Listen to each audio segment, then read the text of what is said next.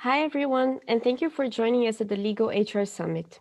The Legal HR Summit is a two-day online event hosted by Jus Laboris, the largest employment law alliance in the world. This session is part of the Americas bloc and will be followed by other curated sessions of the region. I am now turning over to Kristen Gray to begin the session. Go ahead, Kristen, you're welcome to start.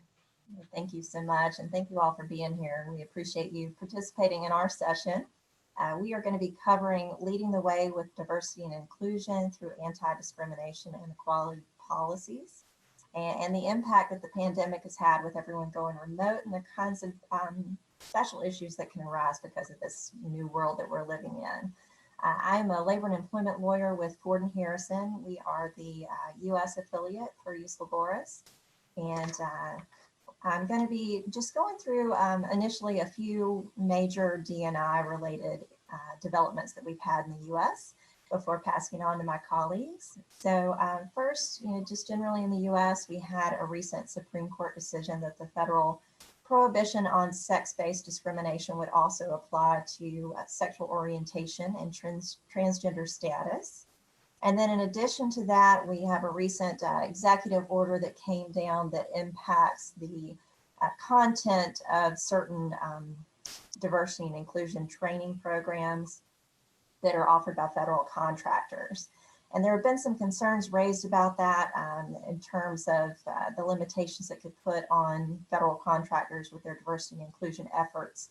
And the department is in the process right now of collecting comments on that and providing some general guidance, kind of helping to clarify how that is going to be managed and enforced. In addition, we have the Families First Coronavirus Response Act, which provides paid leave for certain COVID-related reasons. And that's something that's at the forefront of employers' minds in the US right now, given the pandemic and its continuing impact. And in addition to that, you folks may have heard that we've got a little election going on right now, so we don't have the results yet of the presidential race, but there have been some interesting diversity inclusion related developments with the races in general. And we also had some significant LGBTQ victories in states like Delaware, Tennessee, Vermont, Georgia, New York, and Kansas. And in addition to that, there are some major victories with female candidates. And we now have a House that is certainly more diverse and more reflective of the great diversity that we have in the US. So those are some initial developments here in the US. I'm going to pass it on to my colleague, Jose, to talk about developments in his jurisdiction. Very well, thank you, Kristen. Hello to all. My name is José Carlos Vale. I'm a partner with Veirano here at our São Paulo office in Brazil, the Brazilian affiliate of Jus Laboris. I'll start with some keynotes I've prepared for today. I think that as compared to the US, and I think it's important to have a contrast between Brazil and the United States, because many of you might be engaged in multinational businesses, and then having two different cultures and environments might give you some light, might shed you some light into your decisions and your plannings for the future. I don't think Brazil has already achieved or the same degree of regulation or protective regulation as we may find in the US or maybe European countries. What we do have is some fundamental principles. I think that the most important one is the constitutional ban of any form of discrimination. This is very strong, but very generic. It has been in place for many, many years, but it is still not completely effective. I think there is a lot of room for improvement in terms of society at large, but also in the work or in the corporate environment. Companies are no different in that regard. For example, in 2019, the Supreme Court in Brazil passed a controversial judgment that now treats transphobia as a crime of racism. And I've mentioned that it's controversial, not because of decision in itself, but because in plain legal terms, it is debatable whether criminal offenses could be specified through court precedent. Typically, they need specific legal provision. But then the Supreme Court took this very bold step to provide more effectiveness to sanctioning of transphobia, which is very important, which was the perception that the Supreme Court had about issues in our society. So I would say that the most important remark from where we are in Brazil and where we need to go is that it's not only a matter of acceptance or changing people's mind. Inclusion, diversity requires actions. I think what we will see today is some propositions, some ideas on how to implement that in the corporate environment. And speaking of corporate environment, some of you might have seen, read in the news or in the Word article that came through. Magazine Luiza, a major retailer in Brazil, launched the trainee program that was dedicated to Black people only. The program existed already, but for the first time, it addressed the issue of Black people being underrepresented in leadership and management positions, which was detected in Magazine Luiza. Even if they have a population that is quite diverse, they noticed that Black people didn't have were not represented in leadership and management positions. So the program drew much attention in social media, more than others, and we have similar programs in place right now.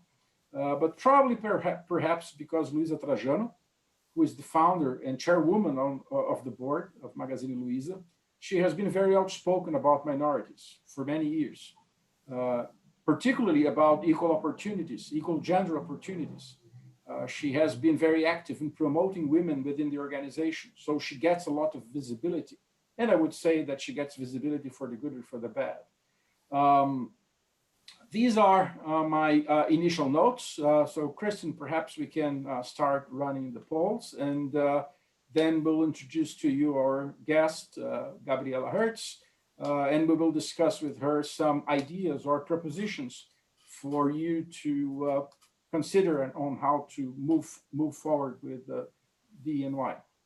Certainly. So to structure our conversation about diversity and inclusion, we're going to be doing some polls throughout the course of this, just to get an idea of where you guys are in terms of diversity and inclusion efforts and where you want to be, so that we can structure our conversation along those lines. So our first poll question is up. It says, on a scale of 1 to 5, 1 being the least engaged and 5 being the most engaged, how engaged do you think your organization, including senior leadership, is in its diversity and inclusion commitments?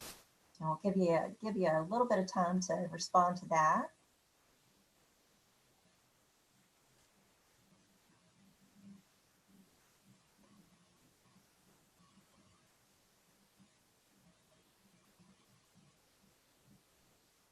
Okay, and so I see our results are in, and it looks like folks feel like there's some effort being made, but there's still a ways to go, and there are always ways to improve. So that's helpful to know. And with that first polling question underway, would you like to go ahead and introduce Gabriela? Yes. Now, Gabriela, would you please introduce yourself? She's a very, I think she's very active. She's in a company that very actively promotes diversity and inclusion. I think she will be able to address some of the issues. So, Gabriela, perhaps you can introduce yourself, and then we'll start with the questions. Sure, thank you. And I would like, first of all, I would like to thank you for the invitation to be here with you. It's a pleasure to be here and to talk about diversity and inclusion. As I said, my name is Gabriela Hertz. I work for Microsoft Brazil. I am the HR manager here. Before Microsoft, I worked in another companies that have this focus on diversity and inclusion. I worked for IBM and also for Medtronic and Citibank. So there are big companies from the market, all of them Americans, but have the same the same point of view of the importance of diversity and inclusion to have more creativity and to have more representation of the market. So this is our maybe we can go for the first one. The first question I would call the Brazilian paradox. We're Brazilians proud of ourselves for being very friendly, very courteous, but perhaps, Gabriela, that prevents us from acknowledging that we have issues with minorities, or perhaps not promoting diversity and inclusion enough. As I mentioned, understanding and acknowledging the problem is crucial. We have to understand that we must improve. I know that Microsoft has been addressing the issue of unconscious bias for many years. The first time, in fact, that I've heard of unconscious bias was in a training session delivered by Microsoft. So what can you tell us about unconscious bias and how can we overcome it? What can we do to prevent unconscious bias from dragging us or preventing us from moving forward in terms of diversity and inclusion? Great. And I think unconscious bias is super important when we are talking about diversity, because all of us have some unconscious biases based on our life experience, and it's part of sometimes of our personality. And sometimes we do not realize that they are part of our daily lives. So it may be for cultural, religious, or ethnic reasons. And I believe it can happen everywhere in the world. And it's very important for us to observe our behaviors and to observe who are around all of us and have some conversations about it. So this is something that we need to begin to do, and if you are not doing, or continue to do every time.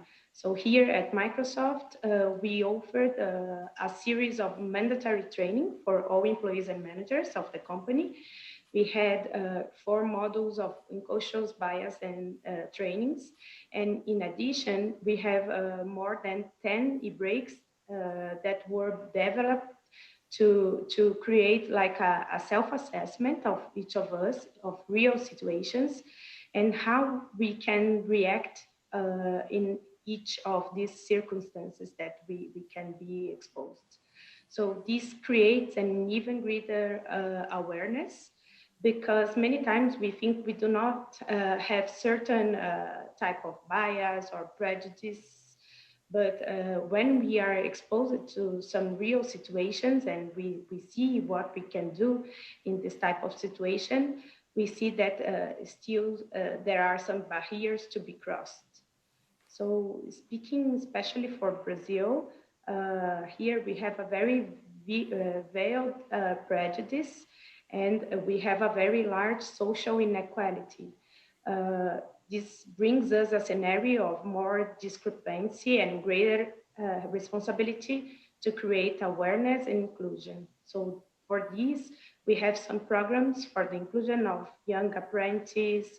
We have some partnership with different organizations to talk about inclusion, to look to our action plan, how we can influence the society. Mm-hmm. We have some partnerships with some minorities inclusion companies here in Brazil that help us to map and to search candidates of minorities. And today we have some groups of employees talking about diversity and inclusion, and groups to talk about their of some groups of minorities to talk about their needs and their areas of interests.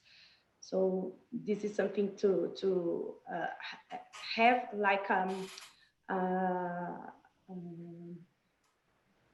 reverse mentoring with our employees of minority, mentorizing the people that are without this contact, and to create more awareness of them. And I also think that the leadership needs to play a key role. And we have here in Brazil at Microsoft a president that has this topic in her agenda, in all conversations and in all of all hands with employees. And also, of course, we have the full focus of our CEO, Satya Nadella, in the global side of Microsoft. See, well, perhaps I think the difference, what I take from your comments is that in terms of unconscious bias, more than training, you need interaction. You need to make people think about, propose ideas, debate ideas so that they become aware of the issues that they have so we can address them, right? Christian, would you like to run the second poll or can we move forward? Sure, let's do the second poll. So we're going to get our second poll question up to talk about what sort of diversity and inclusion efforts your organization has rolled out in the last year, just to get some feedback about where you are, where you're heading, that kind of thing.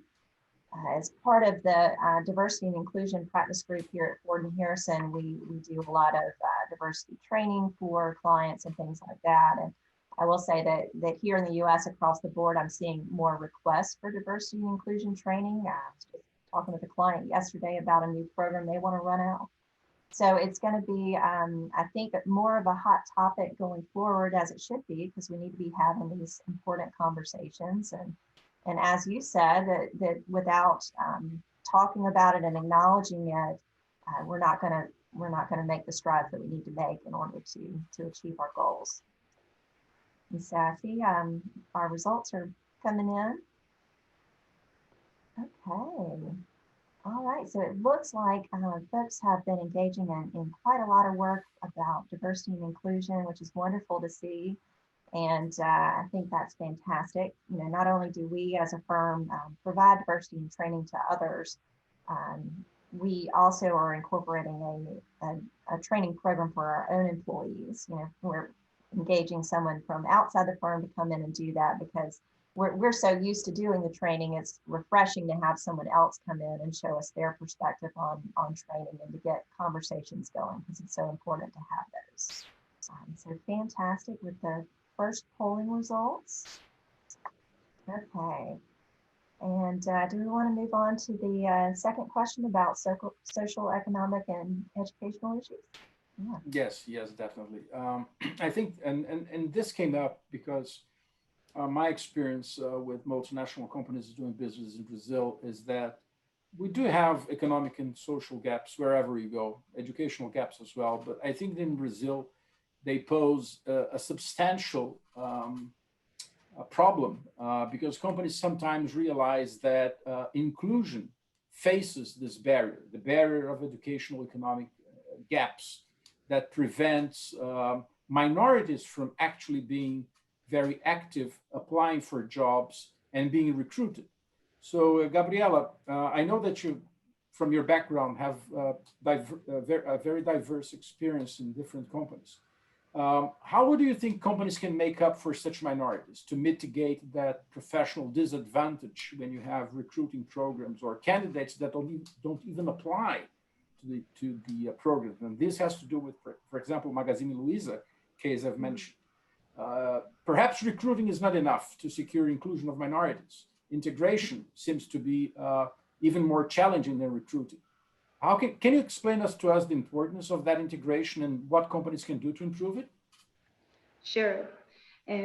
So as I said, we have a great social inequality here in Brazil, and the history since the colonization and some other facts can explain the factors that brought this inequality to many cases, and that remains until today.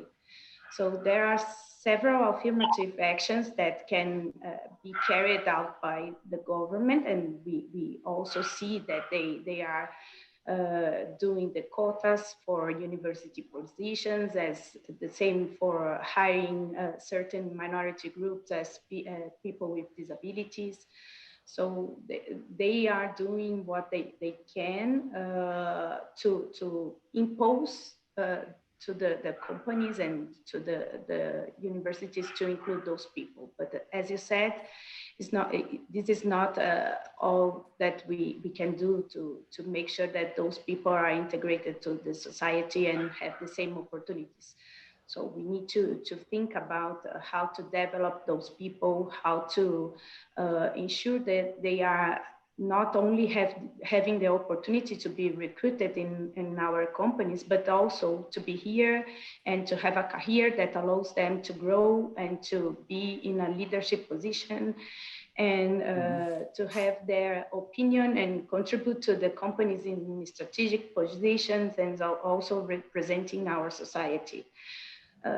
For the people that are not from Brazil, we have for you to know that we have like 50% of our people that are considered Black people here in Brazil. And if we look to the companies, we don't have the same representation of Black people in our employees. So this is what why this companies, as Jose Carlos said, Magazine Luiza is trying to do some types of plans and programs to include and to make sure that those people have the same opportunity than others. Today that we are living the pandemic, I believe that unfortunately the economic and social gap will be even greater in this generation and for the future generation to be in the market. And because if we compare the students from private schools that have been studying remotely all year with the students from public schools, without the online homeschooling classes, and many of them don't have even the computer or the network connection.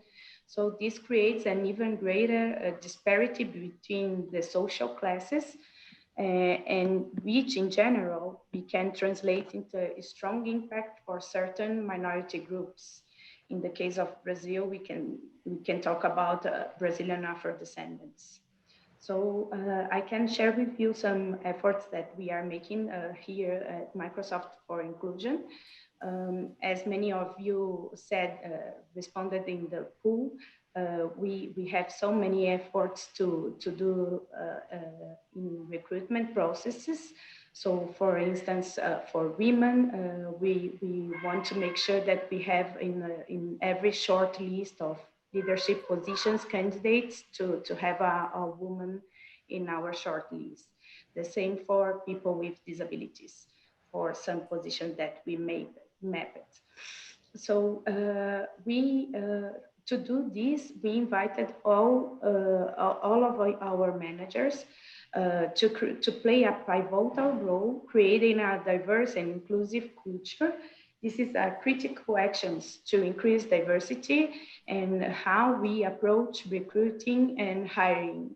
So we develop an inclusive hiring training that every manager should participate before the interview loop.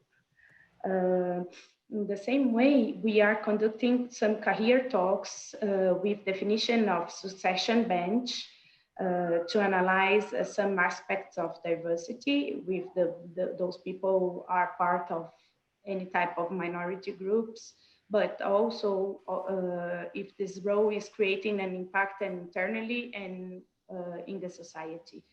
And we are doing some partnerships with NGOs like I Am the Code, that is globally and global NGO, to empower young women and girls until 2030 to become programmers. So we are doing some development or students from science, technology, engineering, arts, mathematics, and design areas. And we are supporting and offering all the necessary support for a hackathon event. And about 60 young people aged between 9 and 16 years participated in a hackathon in Brazil last year. And they have our support and trained to talk about programs and coding and technology. So this is an example of our actions that we are taking with partnership of some NGOs and some other institutions that we have here in Brazil that are supporting us in this type of initiatives.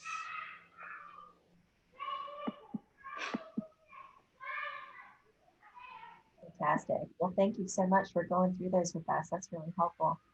From a U.S. perspective, we are seeing a lot of companies who are recognizing the fact that it's not enough to just recruit. Retention is key, and that to do so, there has to be a culture of inclusiveness. There needs to be representation and engagement at the leadership levels. You know, we want representation at all levels, and we want engagement and commitment from the top and throughout the company, and those kinds of things to make sure that that folks understand that this is a culture that we want to cultivate, where people feel open and honest, and they feel comfortable bringing their true selves to work, not feeling like they have to hide who they really are. So I see that we have a question from the audience, and folks, definitely submit your questions through the Q&A section. We're keeping an eye on those, and we do want to hear from you and answer any questions that you have. So the question that we received is, what is the situation you observe in Brazil in companies in relation to the commitment to the UN Global Compact? Is there any notable improvement in relation to that? Well, I'll have Gabriela eventually adding something from perhaps a human resources perspective. From the legal perspective, I don't see much development. I don't think that, unfortunately, in the recent years, Brazil has been somehow self-contained in terms of adherence to international or global policies or United Nations policies. We don't even have, as way of example, as many other countries do, any specific law on gender gap pay. So I think that this is still something that the government still hasn't addressed yet, or doesn't seem to be addressing in the short term. Perhaps some companies will use global policies and use their international policies to implement that in Brazil. Have you seen anything in that regard, Gabriela? Yes, I can say that here at Microsoft and also so many other companies firmed like an initiative with the UN, we support for the empowerment of women. Talking a little bit about, as we don't have any legal requirement for the equity, the salary equity or something like this. The companies are playing a key role to make sure that we are doing this because we think that this is what is fair to our employees, and this is what should be done for us. So we support is to create the empowerment of women, the inclusion, to create the same equitable chances and to play the same roles and to be in the leadership positions and to have the same principles that we have for every employee in the companies. I would say that in Brazil, non-for-profit organizations are probably taking that role of promoting and fostering adherence to that UN Pact. I've just checked that there is a community in LinkedIn that connects people. Again, it's still something in the very early stages. I don't see that coming as a matter of public policy or any initiative from the government. And I see we have another question from the audience asking what recommendations we have for federal contractors in the U.S. who have requirements for action planning to have more ambitious diversity and inclusion goals without running the risk of establishing quotas. And so that's a really interesting question, because federal contractors do have certain certain requirements that aren't applicable to general employers or private employers in general. So I think that as far as having more ambitious diversity and inclusion goals, I think that initially it begins with a commitment from the leadership that this is something that we take very seriously. This is a culture that we want to cultivate, and with that comes attracting talent, also retaining talent, and making sure that you've got a culture in your workplace where folks feel comfortable where they want to be. Where they feel engaged. And I think that there may be some interesting challenges that come with remote work because we're missing a lot of the togetherness that we might otherwise have due to the pandemic and our changing circumstances. So I think we'll get a little into how the pandemic has kind of impacted operations and things like that from a diversity and inclusion perspective. But how about we do our next polling question for Yes. our audience? And so we'll get that on the screen for you. And so which of the following do you consider to be the highest priority in terms of diversity and inclusion for your organization in the coming year? And the options are business strategy and policy review, culture change, inclusive leadership, diversity and inclusion road mapping and action planning, recruitment and selection, addressing micro behaviors and unconscious bias, and other.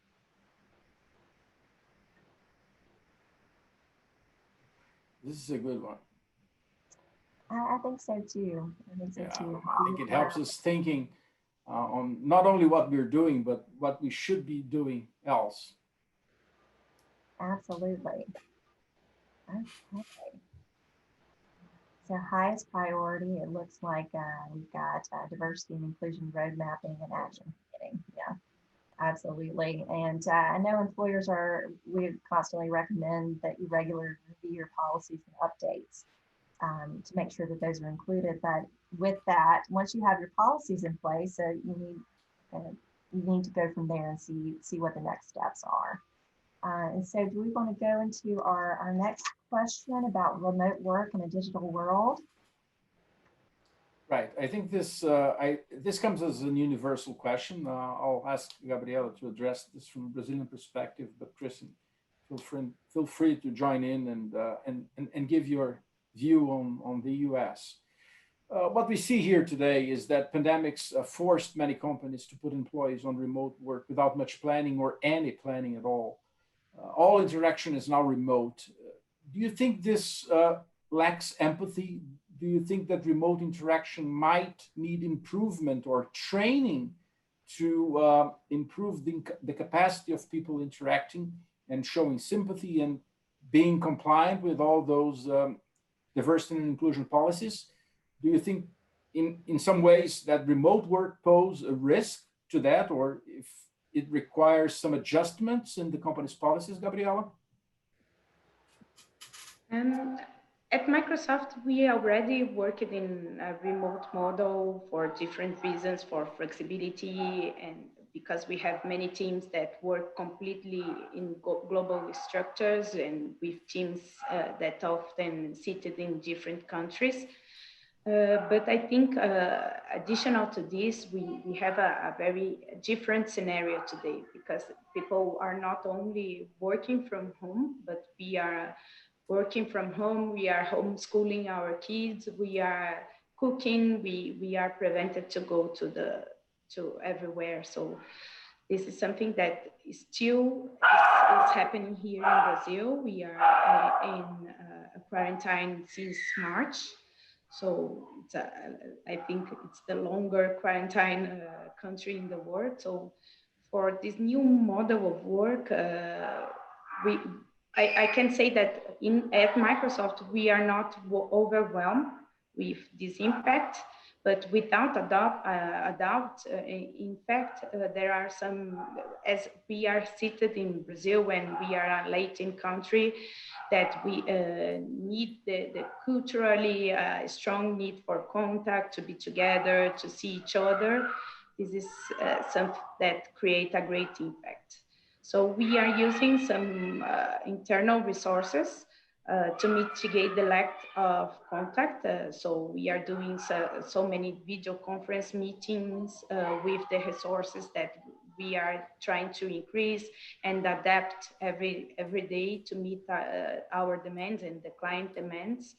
And we usually do meetings with the camera open so we can look each other in the eye, but at the same time as the people are at home, and there are some people that don't feel comfortable or they have the family and they don't want to be super exposed. So we can change the background of our video. This is some tips that could create to get us closer, but at the same time maintain our privacy. And we are doing some meetings at happy hour to get together, but without unnecessarily meeting agenda, and don't need to be after hours, but to have some meetings without a meeting agenda to talk about how we are feeling, how we are doing. We did a first virtual pet day with tips for physical activities with pets during the quarantine, food suggestions, massage. So we are doing some programs for our employees to make sure that we are with a good health, mental health. So as I said, for us, it's not a novelty, but gain a new concern with the social isolation. So we offered some mental health programs to our employees to talk about how they are feeling. And we have a partnership with a medical company that supports us to have a psychological support for those who need this. And weekly, we invite some experts to host some seminars and virtual activities with our employees around the world, focus on mental and emotional well-being, talking about care of the family during the pandemic, resilience, and many other topics. And we also offer different types of leaves, and we are doing some communications for the people to take the vacation period, because as everybody are at home, so many people are canceling their vacations, but because they cannot travel, but we need to take some time to recharge ourselves. So this is some of our initiatives during this change, this change of the world during the pandemic. Certainly. Those are all excellent points. I think here in the US, we're seeing employers are getting more creative with their employee engagement, which is interesting to see. And Gabriela, like you mentioned, I'm seeing more employers that are doing these virtual check-ins where there's not necessarily an agenda, but maybe you're doing a virtual happy hour where folks can talk about how they're doing, how their family's doing, these kinds of things. And I think it's just so important to make sure that you're checking in with folks, that there's not these feelings of isolation that are starting to fester. And I see that we have a question from the audience. With professional disadvantages faced by gender, racial, and ethnic minorities being a common challenge, can you recommend ways to leverage remote working as an opportunity to provide directed development for these groups?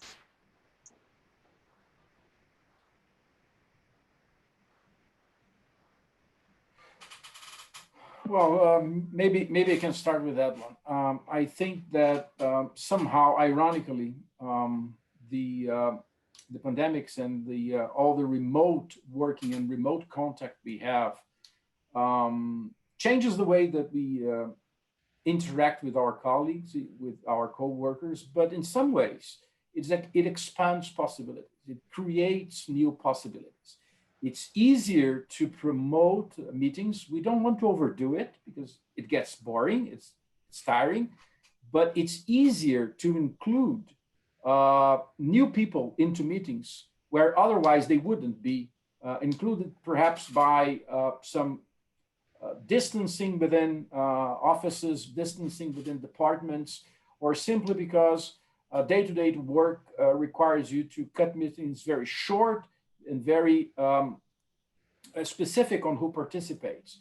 I think that the remote working, the tools, the internet provides us with the capacity of somehow promoting more inclusion, or looking at the list of names of people we invite and make sure that we somehow improve our inclusion and train more people and make them part of a discussion, make them part of a decision. I agree with that too. I think there are a lot of opportunities, and we're seeing more and more requests for the ways to take advantage of the technological options that are out there for connecting with folks and getting folks connected. So I think that there's a lot of opportunity there, and just making sure that you're aware of your resources, being creative with the resources that you do have is really important. Gabriela, what do you think about that question?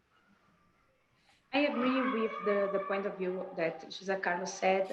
I think this would be an opportunity for us to talk to some people that we didn't have the opportunity before, because they are seated, as Brazil is a very large country.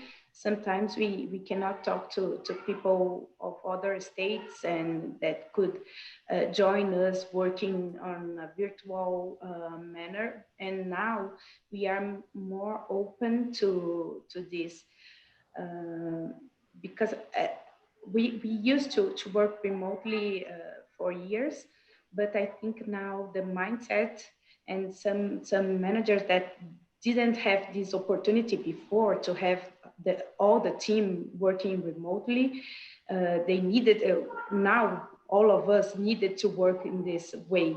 So this is something that is giving us a result. We are achieving our targets, and we are everybody is doing a very good job. So I think we are creating a different culture. We are changing our culture for this. And I think this could be a very good opportunity to include some people that are not are more distant of us, and also for gender, for instance, as I am a mother of 2 girls. So I think sometimes the remote working is a good way to include some women that decided to leave the market because they want to be more closer to their kids. So this will be an opportunity for this also. We need to take those opportunities. I think those are excellent comments. And I see that we have a final polling question that we're going to be submitting to the audience to get your thoughts on. We'll get that on the screen. But we'd like to know, in what areas do you think your organization has the most room for improvement in terms of diversity and inclusion? And multiple choice questions, so training, recruitment, retention, inclusive leadership, employee morale, micro behaviors and or unconscious bias, or other. I'm curious to see the responses to this.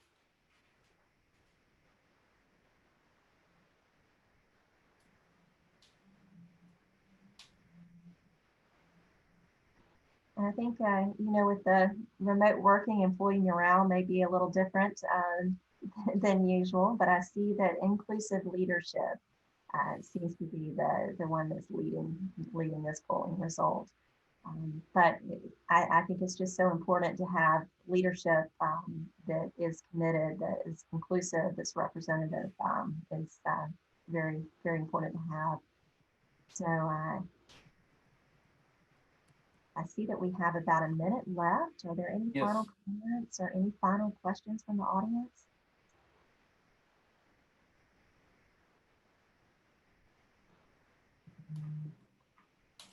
Well, maybe not. Maybe we can then use the few seconds remaining to address the audience and thank you for participating on my end. I think it's always a good opportunity to exchange experience, to compare the different environments we get in multiple jurisdictions, or at least in 2 jurisdictions, as we're doing here. I would like to thank Gabriela. I know you're very busy. I know that these have been particularly difficult times to human resources to manage some improvisation in terms of remote working. So thank you for making the time and joining us. And thanking Jus Laboris for putting this together. And don't Thank forget you. the next session. Thank you, and I hope this opportunity to share our experiences has been valid for the audience, and thank you for the invite. It's a pleasure to be here. Thank you all. Thank you, Christine, and obrigada, José and Gabriela. We have now Obrigada. reached the end of the session, but the Legal HR Summit is not over yet, as we have other sessions coming up today. On your screens, you can see the titles of the next simultaneous sessions. If you wish to join, you can register on the link that I have sent in the chat. Even if you cannot attend, you can still register, and we will send you the recording after the event. Finally, I would like to thank everyone for attending this session, and thanks also to our panelists for the important insights. So with that, this session will now be ending, and I hope to see you at the next one. Bye-bye. Thank you.